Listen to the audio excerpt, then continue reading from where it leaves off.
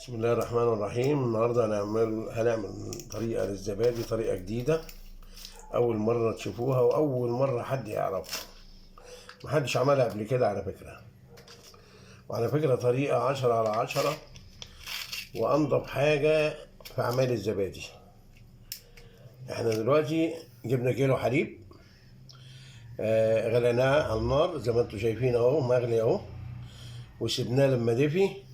وهنضيف عليه دلوقتي كوباية زبادي زي تعتبر خميرة. هنقلب الزبادي ديت زي ما انتم شايفين كده عشان تبقى طرية وسهلة، عشان لما اجي اقلبها مع الحليب مبقاش في حاجة مكلكعة فيها. اديكم شايفين انا بعمل ايه.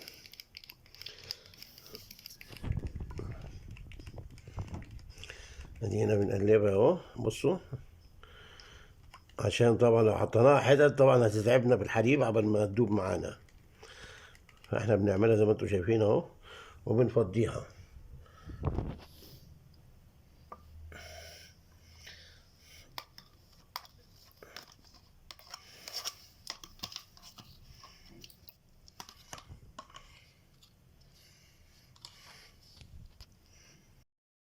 طبعا زي ما انتم شايفين فضينا علبة الزبادي اهي، وهنبتدي نقلبها مع الحليب بالقشطة بتاعته بالصلاة على النبي. يعني الحليب شايف القشطة، ده كيلو حليب ان شاء الله هتعجبكم، وطريقة سهلة ومش هتلاقي احلى من الزبادي اللي انا بعمله ده. وعلى فكرة يعني حكاية الاباجورة دي محدش يعرفها الا انا، يعني اي مكان تلاقي فيه حد عملها كده يبقى خدها مننا. احنا بنقلب دلوقتي علبة الزبادي اللي حطيناها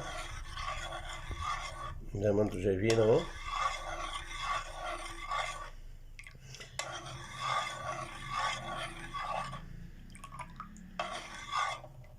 مفيش كلاكيع ومفيش اي حاجة، لان احنا قلبنا علبة الزبادي كويس لانها سهلة، وده السبب انها مفيهاش حاجة معانا اهي. بس احنا بنقلب بنأكد على نفسنا انها تمام كده ان شاء الله.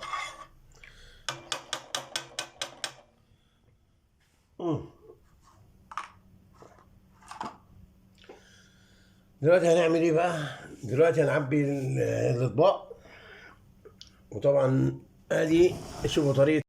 دلوقتي هنبتدي نحط الحليب اهو زي ما انتم شايفين في الاطباق.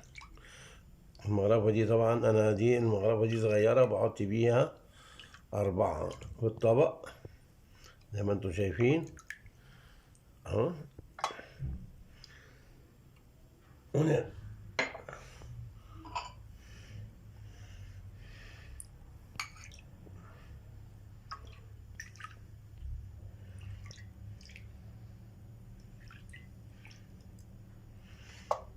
زي ما انتم شايفين كده ادينا بنملى الاطباق زي ما انتم شايفين. دلوقتي احنا جبنا الكرتونة وحطينا الاباجورة زي ما انتم شايفينها كده. هنبتدي نرص الحليب اهو.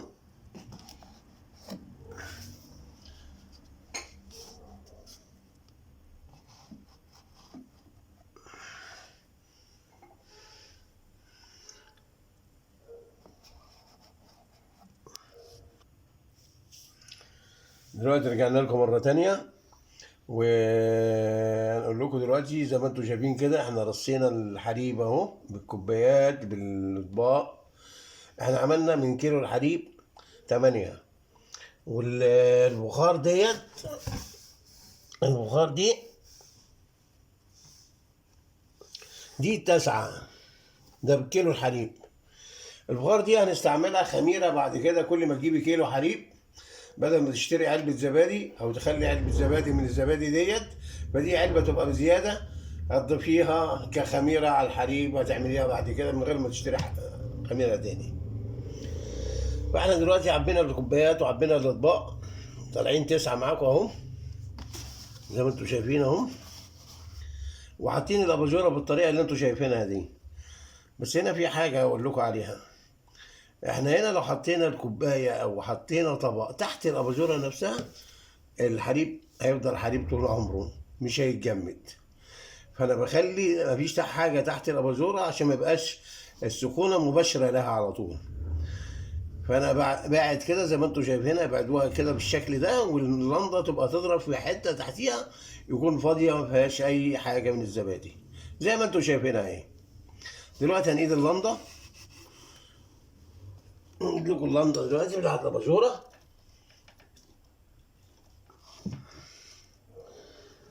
اهي. اديكم شايفينها اهي، شايف السخونه هتبقى فين؟ مفيش تحتها زبادي، ما ينفعش. فانا ابتدي اقفل الكرتونه عليها اهي، ماشي. طبعا لما اقفل كده واقفل كده هيبقى في عندي فتحه، ما ينفعش اسيب فتحه. بجيب حاجه، اي حاجه زي ما انا جبت كده كشكول، اي حاجه وبقفل عليها اهو. واجيب حاجه تقيله تقال بحط عليها. اجيب لكم انا انا معلش هجيب مفتاح كده علشان ايه يسند لي يسند لي الكرتونه. زي ما انتم شفتوا كده، وقفلناها قفله حلوه، وقفلنا بالكشكول ده عشان مفيش مكان يبقى منفس. طبعا احنا بنسيب الاباجوره ديت يا جماعه لمده ساعتين. من ساعه ما حطيناها كده بنسيبها ساعتين. بس بعد الساعتين بنعمل ايه؟ بنشيل الفيشه بتاعت الاباجوره بنطفيها، وبنسيب الزبادي لمده 6 ساعات، وبعد كده نحطه بالتلاجة ونقول لكم الف هنا وشفا.